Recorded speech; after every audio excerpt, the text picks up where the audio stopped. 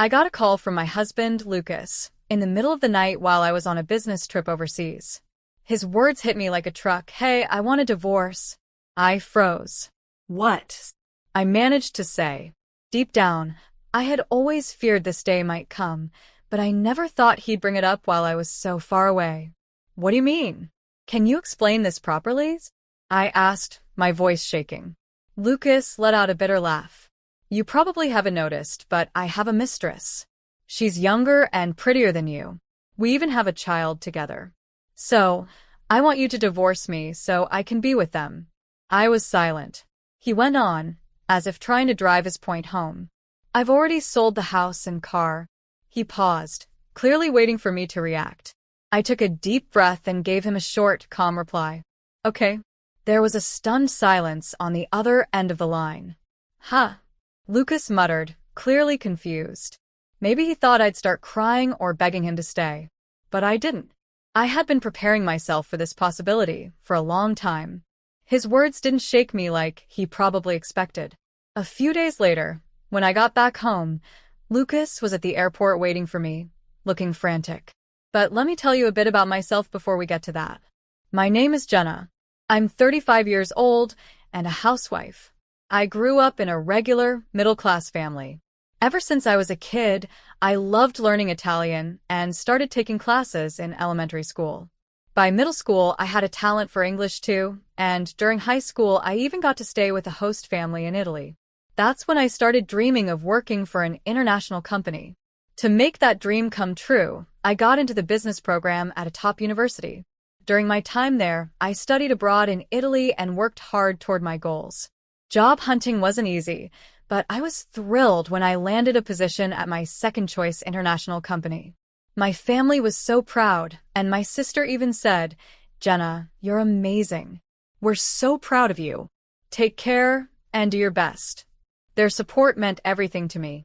Starting my new job was tough.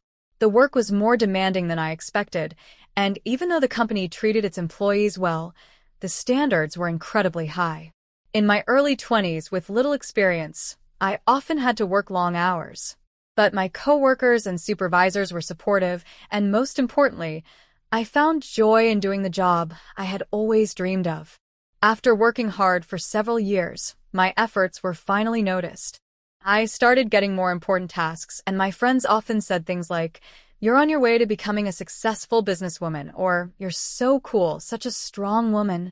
But despite how people saw me, I had a soft spot for cute things. I loved collecting items of my favorite characters, and even slept with stuffed animals. I wanted a pet, but my busy job made it impossible, so on my days off, I'd go to cat cafes to relax. At work, I kept a professional and sharp image, never showing the softer side of me.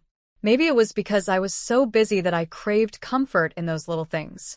As I got older, many of my friends started getting married and having kids. At weddings, people would tell me, "You should get married soon too."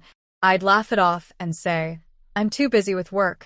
The truth was, I didn't feel romantic toward anyone at work or among my business contacts, and I didn't have time to meet new people. I wondered if I was meant to stay single forever. Back then, I thought that was okay. I liked focusing on my career, and it didn't seem like a bad way to live. Then one day, I went to yet another friend's wedding. I applauded the couple as usual, but this time, I felt a bit uneasy. I was already past 30. If I wanted to get married, I needed to start looking for someone soon. The reception moved to a bar later that evening, and I found myself sitting alone at the counter with a drink. I watched the other guests laughing and the bride and groom smiling shyly. Suddenly, a voice broke through my thoughts. "Are you alone? Can I sit here?" The voice was smooth and pleasant, and it caught me off guard. "Oh, sure," I said, turning to look at the man. He was about my height, tall for a woman, and seemed younger than me. His face was average in a good way, not quite what I expected from his lovely voice. "Are you here for the wedding?" he asked. "Yes, I'm a friend of the bride," I replied. "I'm a high school friend of the groom. Want to have a drink together?" I nodded, and we started talking over drinks. "Wow, you work at that international company? I've heard about it.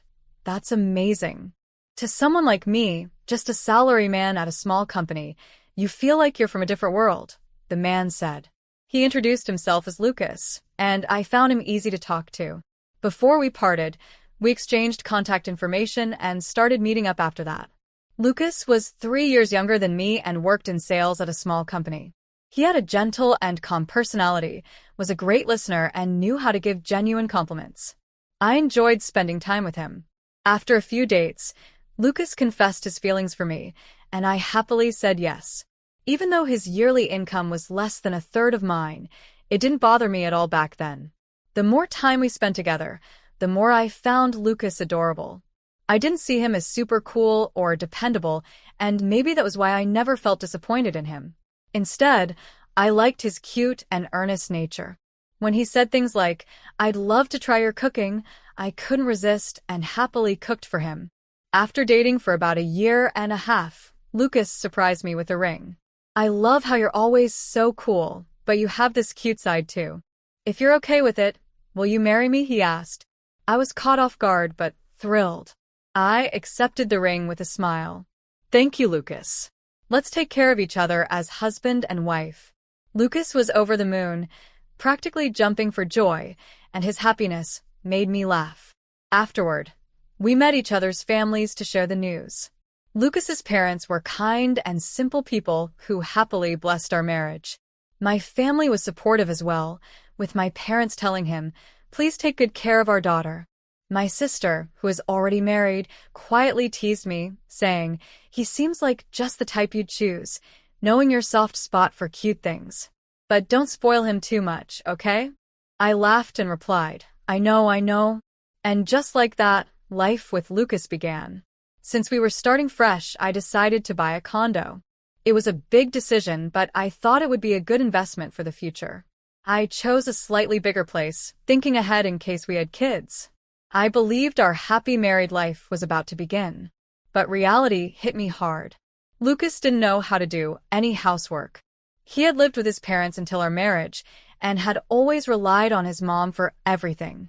I tried to be patient and said, "Lucas, now that we're married, we should share the housework. If you don't know how, I can teach you." But Lucas frowned and said, "What? Now that we're married, isn't it your job to handle the housework?" I looked at him and replied firmly, "No, Lucas. Housework is something we share." "No. I have a busy job. It'll be a problem if you can't even handle housework," I said firmly. "Come on, get up. I'll teach you how to use the washing machine." I spent time teaching Lucas the basics of housework, even though he wasn't interested. At first, Lucas started doing some cleaning and laundry, but his efforts were always half-hearted. I had to redo most of what he did. As for cooking, it was a disaster, so I handled it by preparing meals ahead of time. I didn't want to discourage him, so I made an effort to praise him, even for the little he did. I thought encouragement might help. But instead of improving, Lucas began doing less and less. He knew I'd pick up the slack, so he started taking advantage of my patience. Finally, I couldn't hold it in anymore. "Lucas, you need to stop relying on me so much. Learn to do housework properly. I'm busy with work and have business trips. You need to take care of things too." Lucas frowned and said, "What's with you? You've changed since we got married. You're always nagging. You make good money, so if you're going to complain so much, why not just hire someone to do the housework?" I was stunned. Yes, I earned a decent income, but spending money carelessly would drain our savings. Despite talking to him about it multiple times, Lucas refused to change.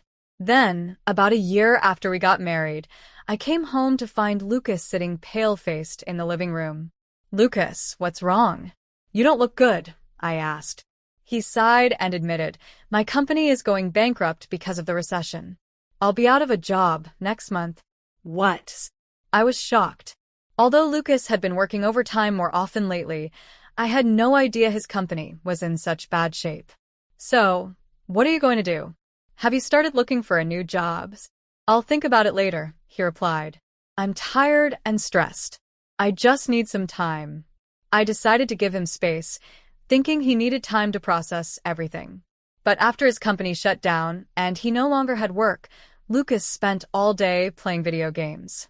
He didn't do any housework, and when I came home late, I'd find him sitting in front of the TV, completely absorbed in his games. This went on for months. My patience wore thin, and one day, I finally said, "Lucas, haven't you rested enough? Don't you think it's time to start working again?" Lucas didn't even look up. "I want to think carefully about my next job," he said. At my old job, I was just being used. Next time, I want a job where I can achieve something meaningful, like self-realization or whatever. Even though I wanted to say, "What nonsense," I knew I couldn't force Lucas to work. So, even after his unemployment benefits ran out, I kept supporting him. One day, as he was glued to his video games, I sarcastically said, "If you like games so much, why not try streaming? You might even make some pocket money."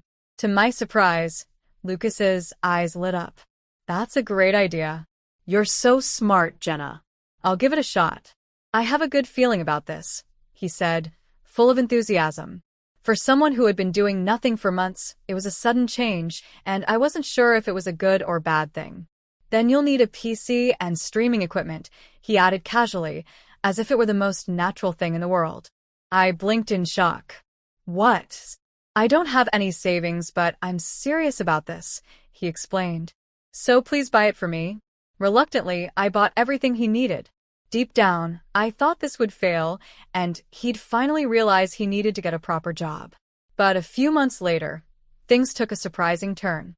Lucas became popular as a game streamer under the name Jay. To my shock, he even started ranking on charts. Fans online left positive comments like, "His voice is so nice," and "It's funny how bad he is at games." He managed to attract both men and women to his streams. He partially hid his face on camera and, of course, never mentioned that he was married. "See? I told you I could succeed when I tried. The world finally recognizes my talent," Lucas declared, full of himself. Despite his success, he didn't show a shred of gratitude for all the support I had given him or for buying the equipment that started it all. Still, I approached him calmly. "Lucas, I'm happy you're doing well. But don't you think you should contribute some of your earnings to our household expenses? It's been a while since your unemployment benefits ended, and I've been covering everything."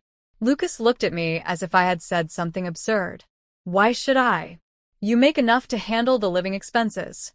Let's just keep our finances separate." I was stunned.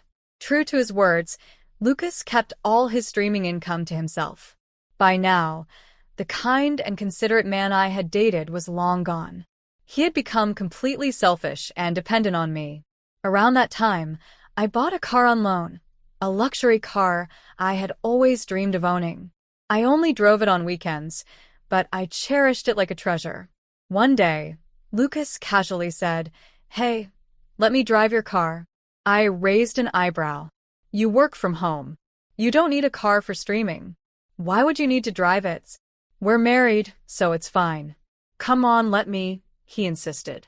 Eventually, I gave in and handed him the keys, though it didn't sit right with me. After that, Lucas started going out whenever he wanted during weekdays while I was at work. His popularity as a streamer kept growing, and he gained a huge following. He also began living a flashy lifestyle, dressing in expensive designer clothes. I felt sad seeing how much he had changed. But since we were still married, I continued our life together, hoping things might get better. As we entered the 5th year of our marriage, my career was thriving. I was given more responsibilities at work and often had to travel overseas for business trips. Sometimes I'd be away for a few days, other times for up to 4 weeks. Each time I came home, the house was a complete mess, like a garbage dump. Lucas spent all his time locked in his room, streaming. He still depended on me for everything and never helped out around the house. We barely talked anymore, and I found myself wondering, why am I still married to him? That's when I started collecting evidence for a divorce and making plans to move on. One day, I told Lucas, "I'll be going overseas again tomorrow for a 3-week business trip. Take care." He didn't even look up from his phone. I sighed, left for my trip, and threw myself into my work. On the 11th night of my trip, I got a call from Lucas. "Hello, Lucas? Do you know what time it is here?" "It's midnight," I said, half asleep. Then he dropped a bomb. "Hey, Jenna, I want a divorce." I froze. "What?" I managed to say. I had suspected this might happen one day, but I never thought he'd bring it up while I was halfway across the world. What do you mean? Can you explain properly? I asked, trying to stay calm. Lucas chuckled. You probably haven't noticed, but I have a mistress. She's younger and prettier than you. We even have a child together. I didn't say anything, so he kept going. I want you to divorce me so I can live with my mistress and our child. Oh, and I've already sold the house and car. He sounded so confident, like he expected me to crumble. But I didn't. I simply said, okay. What? Lucas stammered. He must have thought I'd cry or beg him to stay. He had no idea I had been mentally preparing for this moment for a long time. You want a divorce, right? Fine, I said calmly. There's a completed divorce paper in the living room drawer. You can sign it and submit it yourself. Lucas was taken aback. You had divorce papers ready? Well, thanks for making it easy. Goodbye then. Enjoy being the woman your husband left behind. I held back a laugh. Sure. Well, I'm going back to sleep. Goodbye, Lucas. Then I hung up and immediately blocked his number. I called my sister and asked her for a favor, then went to bed and slept peacefully until morning. The next day, I focused on my work and stayed busy until my trip was over. Finally, it was time to go home. The business class seat provided by my company was so comfortable that I fell asleep during the flight. When I woke up, I stretched and thought that was a good nap. No jet lag for me this time. I'm ready to get back to normal life. After landing, I collected my luggage and headed toward the airport lobby. As I reached the exit, I suddenly heard someone shouting, "Hey, Jenna." I turned to see Lucas running toward me, looking panicked. Oh, why are you here? I asked, surprised. I don't remember asking for a ride. Lucas didn't answer directly. Instead, he started ranting, his words spilling out in a rush. What have you done? The car. The house. Because of you, I stepped back, startled by his strange behavior. I don't understand what you're talking about, I said calmly. Can I go now? I'm tired. I yawned and tried to walk past him, but he blocked my way. Wait a minute. Listen to me, he shouted, so I stopped and crossed my arms, waiting for him to explain. First, I submitted the divorce papers after you told me to, he began. I see, I replied casually, scrolling through my phone and barely paying attention. Are you even listening? Lucas snapped. When I went home to meet with the real estate agent about selling the house, there was a lock on the door. I couldn't get in. Then, when I tried to use the car, there was an anti-theft lock on the tires, and I couldn't drive it. I tried calling you, but you didn't answer. You blocked my number. I let out a small sigh. Yes, I blocked your calls. And what about it? Lucas's face turned red with anger. Did you put the lock on the house and the tire locks on the car? How did you even do that when you were overseas? I shrugged. I asked my sister to handle it. His eyes widened in shock. Your sister? Yes, I said, keeping my tone light. You said you sold the house and car, remember? But when my sister checked, both were still there. So, I guess you were just bluffing. You were probably only getting estimates from agents, right? Lucas's face turned even redder, and he stammered. Well, yeah, that's true. But I was about to sell them. I couldn't help but sigh as Lucas continued ranting. No, Lucas, you couldn't have sold the house or car even if you tried. Both are in my name, and all the important documents needed to sell them are at my parents' house. Lucas froze, his face blank. What? He muttered. Did you really think anyone could just sell a house or car by saying, I'm selling this, without being the legal owner? Obviously, they'd need proof of ownership and the proper paperwork, right? I said, shaking my head. Lucas looked completely stunned, his mouth opening and closing like a fish. You've always dumped all the complicated paperwork on me during our marriage, so of course, you don't even understand something this basic, I added with a hint of disgust. Lucas's face twisted in frustration. If you knew they couldn't be sold, why did you put locks on the house and the car? Because of you, I couldn't get into the house or use the car. It was awful. I sighed again. Why would I let someone who cheated, had a mistress, and demanded a divorce have free access to my house? Same with the car. They're in my name, so I just secured them for my own peace of mind. Lucas glared at me, his eyes bloodshot.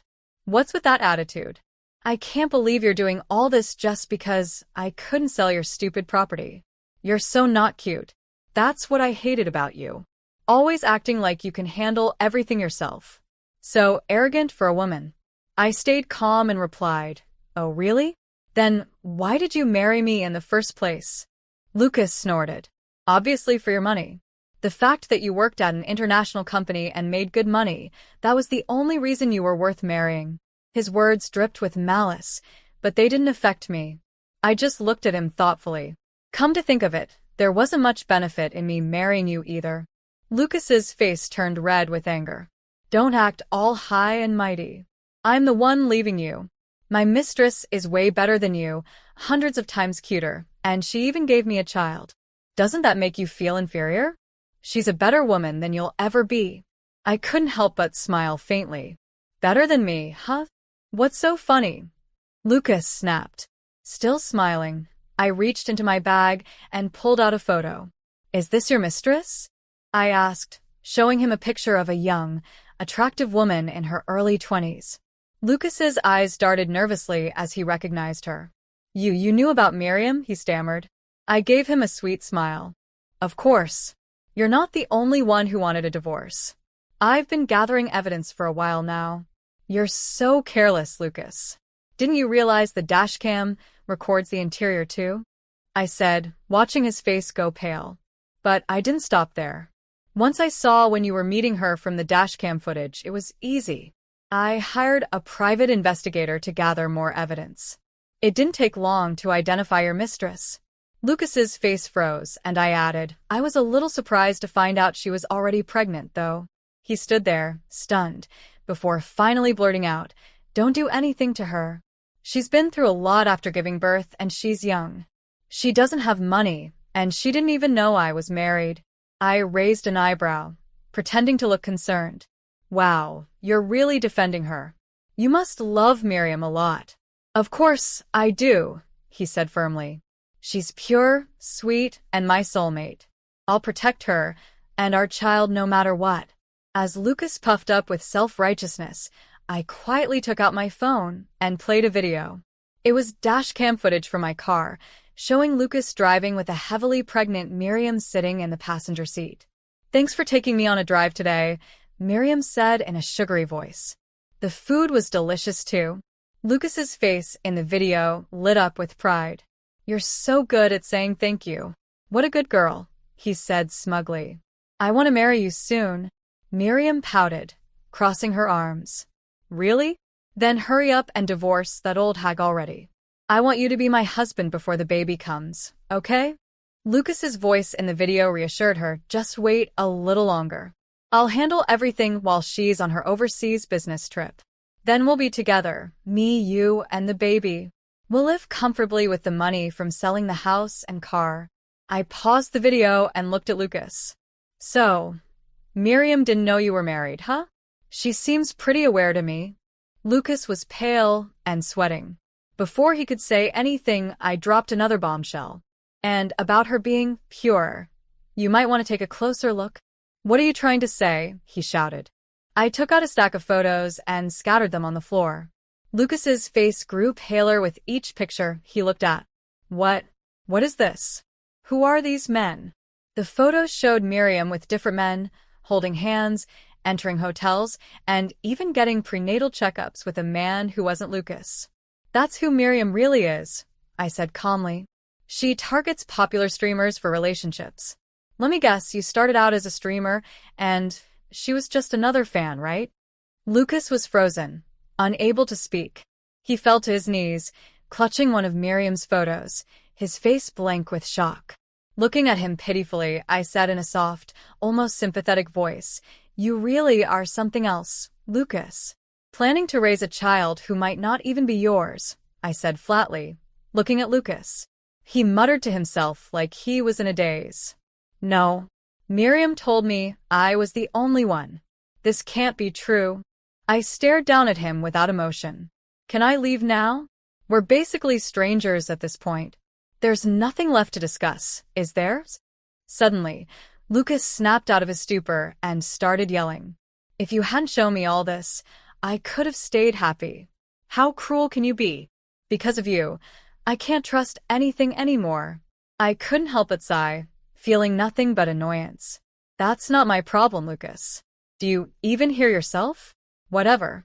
Do what you want. He sneered and said, Fine. Even if I divorce you and leave Miriam, I'll still be fine. I've got over 3 million followers as a streamer, and I'm earning way more than you now. Too bad for you. You're losing a famous streamer as a husband. Serves you right. At that, I smiled sweetly and said, Why don't you check your phone? Lucas froze for a second before pulling out his phone with a smug look. As he unlocked it, his face turned pale. What's this? Over 1,000 notifications? What's going on? He frantically scrolled through his screen, his expression growing more horrified by the second. Finally, he looked up at me, trembling. Jenna, you didn't. With the biggest smile of the day, I said, Oh, I did. I exposed everything online. How you were married, had a mistress and a loved child, and how horribly you treated me. Lucas let out a scream that echoed through the airport lobby, causing people around us to stare. He completely lost it. What have you done to me? My reputation. My followers. My whole career is ruined. Look at these messages. They're calling me the worst man ever, saying I betrayed everyone. I casually held up my phone, tilting my head playfully. Oh, by the way, this whole scene is being live-streamed. Wow, look at that. Over 5 million viewers. They're loving it. Lucas's face twisted in panic, and he lunged for my phone. Give me that. But it was far too late. His ugly words and breakdown were already out there for everyone to see. As he collapsed onto the floor of the airport, rolling around in a fit of rage and despair, I calmly walked past him and headed toward the taxi stand, feeling lighter than I had in years. Afterward, Lucas faced intense backlash online. His entire career crumbled. His success had been built on the image of a sweet, clumsy, single man with a charming voice, a persona that attracted countless female fans. But now, that image was completely shattered. The fact that Lucas was secretly married shocked his female fans, who felt betrayed. But the scandal didn't stop there. News of his mistress and love child caused even his male fans to turn on him, calling him unfaithful. The story spiraled, packed with juicy details, hiding his marriage, cheating on his wife, and then finding out the child might not even be his. It became a hot topic online, drawing attention even from people who had never heard of Lucas before. He was the talk of the internet, for all the wrong reasons. Although Lucas posted a carefully worded apology on social media, the backlash didn't let up. His subscriber count plummeted, and eventually, he had no choice but to stop streaming altogether. Some time later, as I was leaving my office building after work, I saw Lucas waiting for me. His face was streaked with tears as he begged, Jenna, I can't stream anymore. I can't even go outside without people staring or mocking me. Please help me. You're the only one I've ever truly loved. Let's get back together and be husband and wife again. I looked at him coldly and said, If you keep stalking me, I'll call the police. That was the last time I saw Lucas. Later, I heard through the grapevine that the child Miriam had wasn't Lucas's after all. When the truth came out, it caused even more drama, and the two of them broke up. I didn't let either of them off the hook. I demanded compensation from both. Lucas used up the last of his savings to pay me, while Miriam had to borrow money from her parents to cover her share. As for Miriam, she tried to push the actual father of her child, another streamer, into marrying her, but he rejected her outright. With no other options, she returned to live with her strict parents and is now raising the child there. I genuinely hope the child grows up healthy and happy, despite everything. Lucas's situation only got worse. After paying me, he was left completely broke. The companies he had worked with demanded damages for harming their image, leaving him with nothing. When he turned to his family for help, his decent and responsible parents cut ties with him, ashamed of his behavior. Now, from what I've heard, Lucas lives alone in a rundown apartment, a shadow of the person he once was. Even knowing all this, I feel no sympathy for him. As for me, I've returned to my single life and am fully focused on my work. I couldn't bear to keep living in the condo I shared with Lucas, so I put it up for sale. It's a fresh start, and I feel lighter than ever. As it turned out, property values had gone up over the past few years, so I made a good profit when I sold the condo. I also sold the car that Lucas and Miriam had been using to an acquaintance. With that money, I bought myself a new car. Once everything had settled down, my sister, who had been such a big help, said to me, "Good job, Jenna. Just think of him like a dog that bit you, forget about him and move on. But next time, don't pick a man just because he's cute, okay?" She was right. This whole experience taught me an important lesson. I think I'm done with marriage. I've realized that living for my work suits me much better. Now, I'm living in a new place, a single unit in a tower apartment I recently bought. The best part? This apartment allows pets. Now that my work life has settled down, I plan to finally get the cat I've always dreamed of having. From here on out, I want to focus on the things I have, take care of myself, and live a positive and fulfilling life.